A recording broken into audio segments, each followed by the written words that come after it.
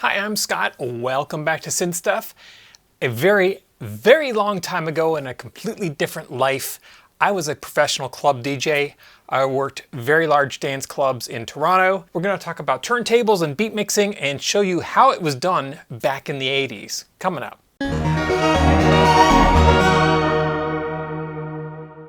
This is a video I've wanted to do for quite some time, and I could never think about how I could get away doing this without getting totally killed on YouTube because of copyrights. Because obviously if I'm going to play records on YouTube, it's going to be a public released copyrighted piece of music. So I thought, well, the only way I can do that really is to try to play really obscure music that nobody maybe hopefully will pick up on, or at least the YouTube algorithms won't pick up on. I have some old DJ beat records that are literally just beats that would be used for rapping over, and I tried doing that at first and I thought, this is terrible, nobody wants to listen to this, and plus then you can't get across the idea of key imbalances and so on. So what I did is I picked a couple records, and I got 12-inch I have hundreds of records over there. So I picked Tall New Buildings, which is an obscure Canadian band from Toronto, I believe. Doesn't really say. Yeah, I think Toronto. Anyway, Tall New Buildings, and I have a 12-inch of theirs that says 120 BPM, which is about right, and it has a fairly good instrumental part, so with any luck, that won't get picked up on. And the other one I've got Taffy. I picked I Love My Radio, and it has on the B side, it's got a European mix that has lots of extended beats on it. With any luck, mixing those two together, YouTube is not going to pick up on either of those, and this video will remain online for you to see. That's the hope. Wow, that's a bright light. That's better. So let's first talk about turntables, how they work, what they do, and how we use them in the club. Now these are 1200 turntables, SL 1200 by Techniques. These were the industry standard DJ turntables. Came out in late 1970s, and you still buy them today. They're still made today. These are mine that I bought back in, I want to say 1987. I bought these turntables. Obviously they still work. They're still like new. These are indestructible turntables. If you've ever seen people scratching on turntables or pretty much any club, these are the turntables you're going to see. These are the turntables you want. So let's have a look at the turntables, and then we'll get into beat matching, beat mixing, and talk about how that's done and the concepts behind it. All right, so we have a turntable and a mixer here. The turntable has a few controls on it. Obviously a power switch right there. You have for a 7-inch 45, you have the insert in the middle there. Start and stop switch, you can go between 33 and 45. We have a little light that pops up here, so in the dark club you can see your cue point. We have a speed, this goes faster, this goes slower. Over here we have these dots that show the speed. So you see the third line down, it's not moving, that means it's locked in, the big one's right there. And as I change the speed, you'll see them move and then the other ones go. So if I go to 3.3 above, then you can see that second one, or +6, you can see the top one stops moving. We don't really look at those, but that just tells you what's going on. Over here we have just a lock for the stylus. I have Stanton 680EL cartridges in here, which I have used basically since I started doing this. And then we have anti-skate over here and a weight over here. The weight balances the weight of the cartridge. The idea is that when this weight is at 0, and we undo this, it should just float weightlessly like that. Yeah, that's a little bit too high, so let's just adjust that. A little bit still too much. Okay, so that's about right there. So then we adjust this ring to 0, and then you put the tracking weight that you want on. So I'm going to put, I think about 2.5 for this cartridge, and then I'm going to put the anti-skate at the same amount, so 2.5. Anti-skate is what pulls the cartridge out this way. So if I adjust it back so the cartridge floats up, and then I turn the anti-skate on, you can see it pulls the tone arm out back towards the rest. So put that back at 2.5. That's about right for this cartridge, at least for what we're using it for here. So that's basically the operation of the turntable there.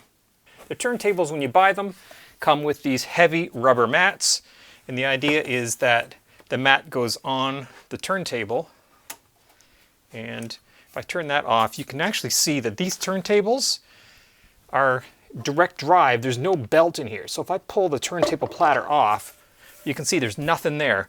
And it's just a big magnet and some coils. And it sequences the coils around and drags this magnet, and that's what turns the turntable. The turntable itself is aluminum. It's fairly heavy. And the turntable itself has got a rubber base, and it's fairly heavy, so it damps a lot of vibration. So in a nightclub, you have a lot of vibration and loud noises, loud sounds from your subwoofers. You don't want it coming up through the turntable because you can get what's called acoustic feedback. You have a speaker that's vibrating, and it vibrates up into your turntable, which then vibrates the needle, which then goes through your mixer into the PA, vibrates the speaker, which then you get an endless loop, and you get a very, very loud acoustic feedback, kind of like what you get with a microphone, except on a turntable, it's a very, very low frequency.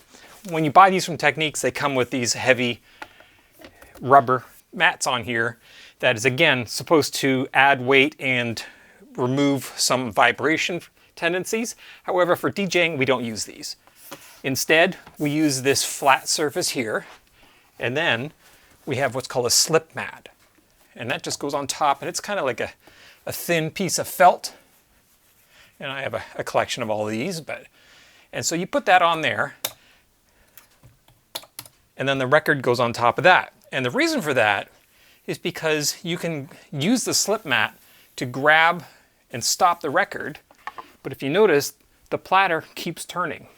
So you stop the record, but the platter keeps turning underneath it. And there's a reason for that, is because if we listen to what's playing here, if I stop it, it stops and starts fairly quickly, but it does take about a second to get up to speed. But if I do start it and hold the record from turning and let go, it's almost instant.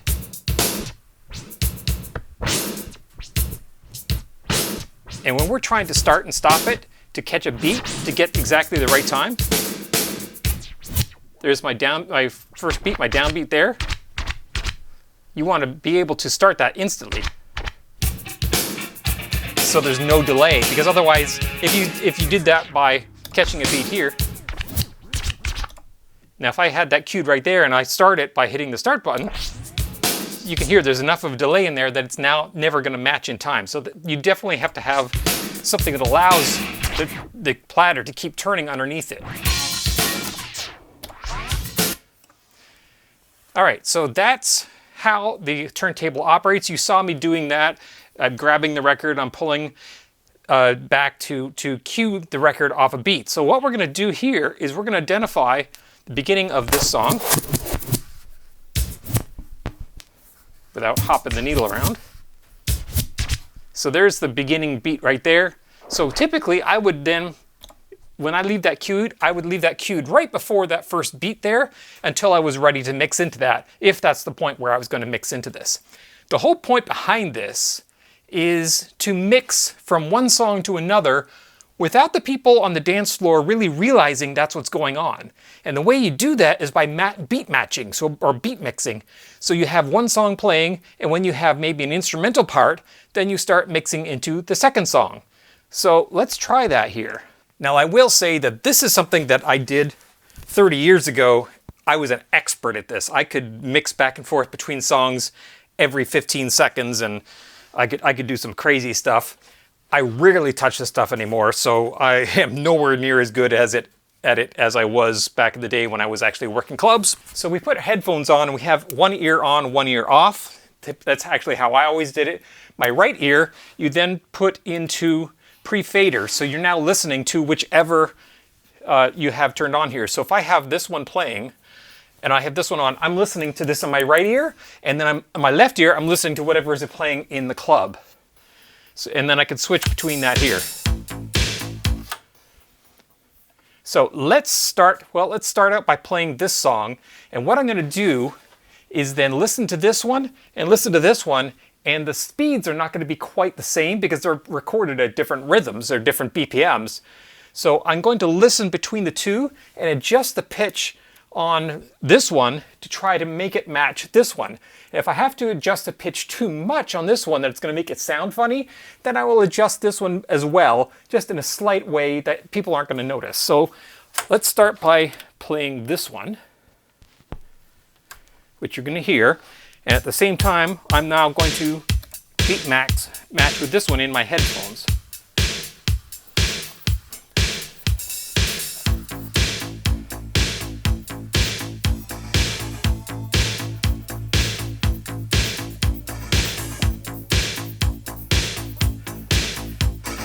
Okay, already I can tell that the difference is that this one is much slower than this one. So I'm going to actually, I've already sped this one up in my headphones. I'm going to slow this one down just to give enough, actually I'll do that while it's playing so you can hear it. But I'm going to have to do that in order to make it sound right. And as I suspected, I uploaded this video to YouTube and it immediately got struck down for a copyright violation because of the Taffy song that I used right there. Or is it this side? This side. So I am going to re-edit this video and I'm going to substitute the Taffy. I'm just going to put a loop of drums in there so that at least you can hear what I'm doing without using the Taffy song, because I thought it was obscure enough that it wouldn't identify an ancient 12-inch single of a group that has vanished for 30 years, but apparently not. They are on YouTube and they immediately shut down my video, so we're going to try this again. So I'm going to slow this one down. Not enough you can actually notice it.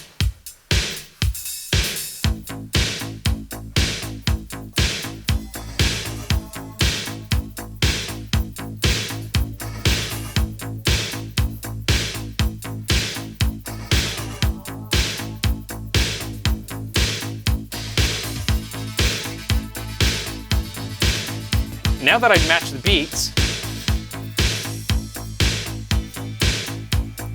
I can start mixing from one to the other.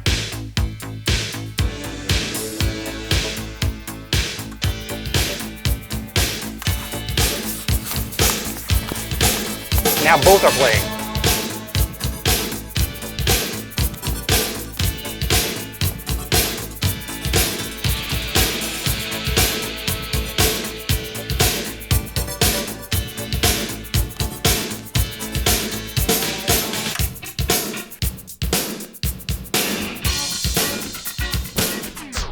So now I've mixed from one to the other. It's not a perfect example of doing that because these songs don't really go well together, and I didn't take the time to actually make that a good mix. I was just demonstrating the beat matching mechanism. Now I'm going to do the exact same thing, but I'm going to leave both up so you can hear both of them. I wish I had a pan in this mixer so that I could pan one to one channel and one to the other. How could I do that? I could probably do that if I just pull out the plugs from one turntable each side. All right, so what we're going to hear is this record is going to be on your left ear,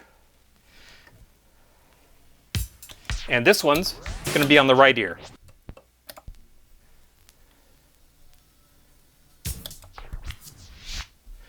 And you'll notice when I'm actually matching the speeds, I get it close, and then I'll just give the platter just a little bit of a push or a pull back just to adjust just a tiny bit if it's gotten out of time. So just watch for me doing that. So let's start playing this one, and then I'll match up this one.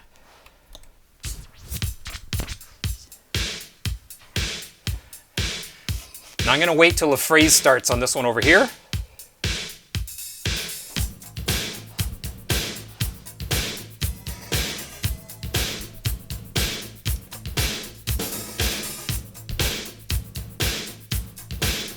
Now you can hear they're both playing in time.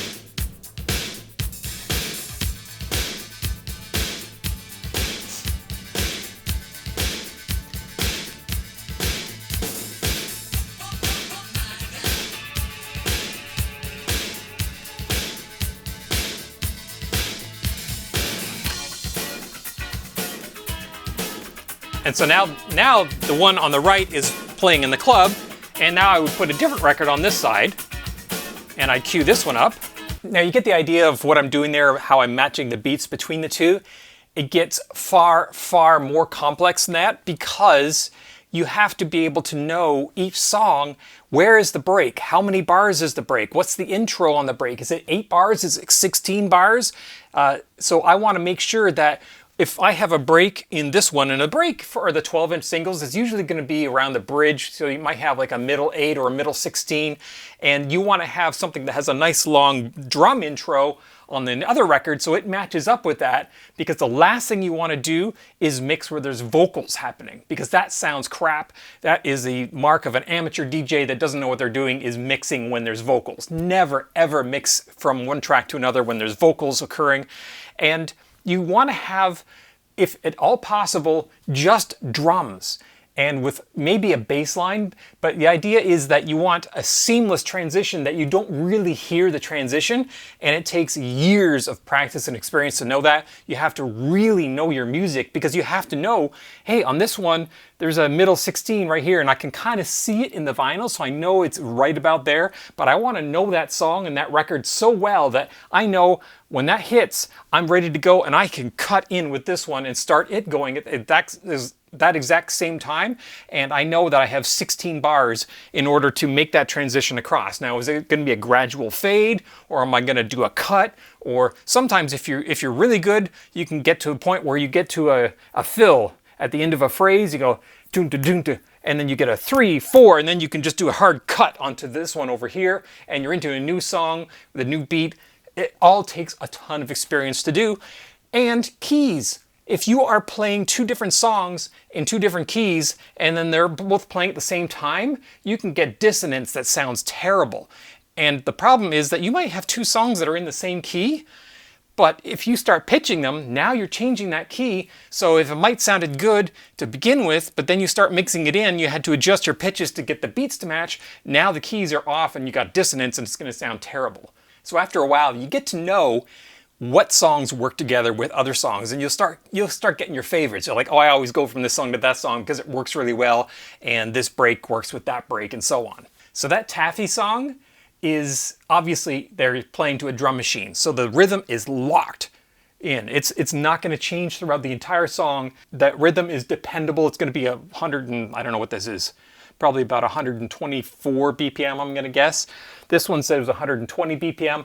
This one is played with a human drummer. At least at the beginning of it, it is.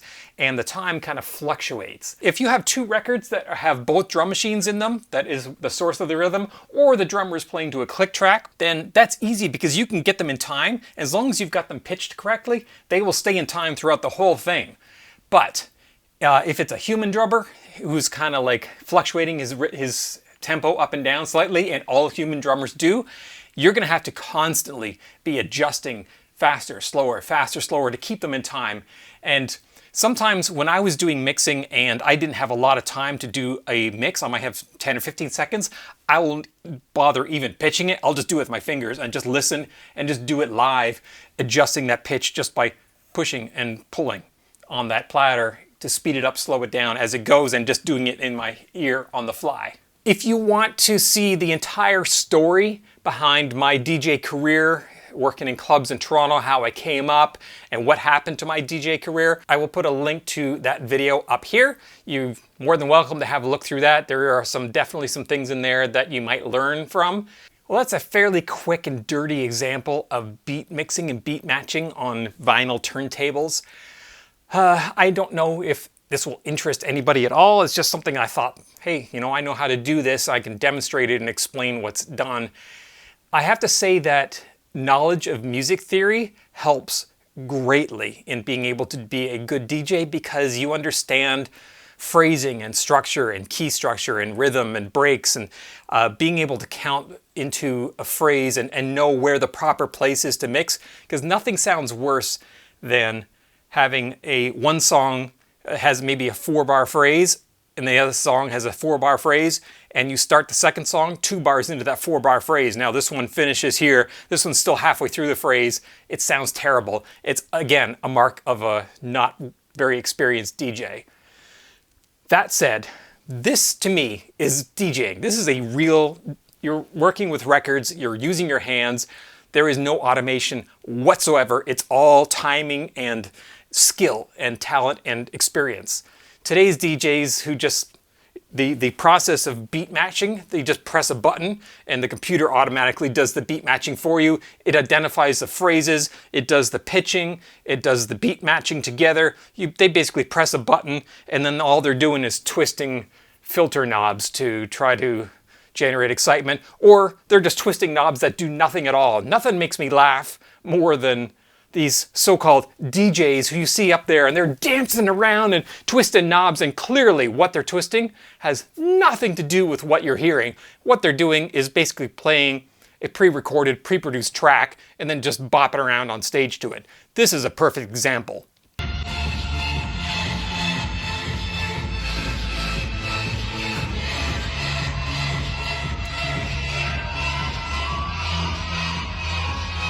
So if you think DJ and that's what you're thinking of, to me that's not a DJ, that's just a guy up there hitting play and then bopping around and looking like an idiot.